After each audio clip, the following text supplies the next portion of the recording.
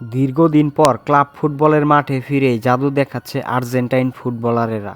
রোমার জার্সিতে পাওলো দিবালার সাথে ম্যাজিক দেখাচ্ছে আর্জেন্টাইন ইয়াংস্টার মাতিয়াস সুলে। রিয়াল মাদ্রিদের হয়েও আলো ছড়াচ্ছে আরেক আর্জেন্টাইন ইয়াংস্টার নিকো পাস। এদিকে চেলসির হয়ে দুর্দান্ত পারফরম্যান্স করছে আর্জেন্টিনার মিডের প্রধান অস্ত্র এনজো ফার্নান্দেস। তো বন্ধুরা, চলমান প্রাক মৌসুমের প্রস্তুতি ম্যাচে আর্জেন্টাইনদের পারফরম্যান্স নিয়েই থাকছে আজকের প্রতিবেদন। দীর্ঘদিন পর মাঠে নেমে দুর্দান্ত পারফর্ম করল পাওলো দিবালা। গতকাল প্রস্তুতি ম্যাচে বার্নসলির বিপক্ষে বড় জয় তুলে নেয় রোমা, যেখানে একটি গোল করে পাওলো দিবালা। দিবালার সাথে অভিষেক ম্যাচেই রোমার জার্সিতে বাজিমাত করল আর্জেন্টিনার ২৬ বছর বয়সী রাইট উইঙ্গার মাতিয়াস সুলে। রোমার হয়ে প্রথম ম্যাচ খেলতে নেমেই ১ গোল ১ অ্যাসিস্ট করে ম্যান অব দ্য ম্যাচ হয়েছেন মাতিয়াস সুলে।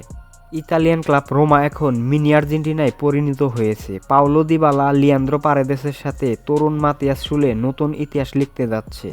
এদিকে রিয়াল মাদ্রিদের হয়ে দুর্দান্ত পারফরম্যান্স করে প্রশংসিত হচ্ছে আর্জেন্টাইন তরুণ নিকো পাস।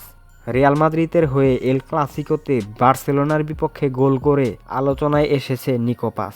আশা করা যায় রিয়াল মাদ্রিদের হয়ে নতুন ইতিহাস লিখবে আর্জেন্টাইন এই ইয়াংস্টার। তাদের পাশাপাশি চেলসির হয়ে প্রাক মৌসুমের শুরুতেই নজরকাড়া পারফরম্যান্স করছে আর্জেন্টাইন সেনসেশন এনজো ফার্নান্দেস। এদিকে লা লিগার ক্লাব অ্যাটলেটিকো মাদ্রিদের হয়ে গেটাফের বিপক্ষে জোড়া গোল করে ম্যাচ সেরা হয়েছেন অ্যাঙ্গেল কোরিয়া। কোন আর্জেন্টাইনের খেলা আপনার সবচেয়ে বেশি পছন্দ হয় তা অবশ্যই কমেন্ট করে জানাবেন।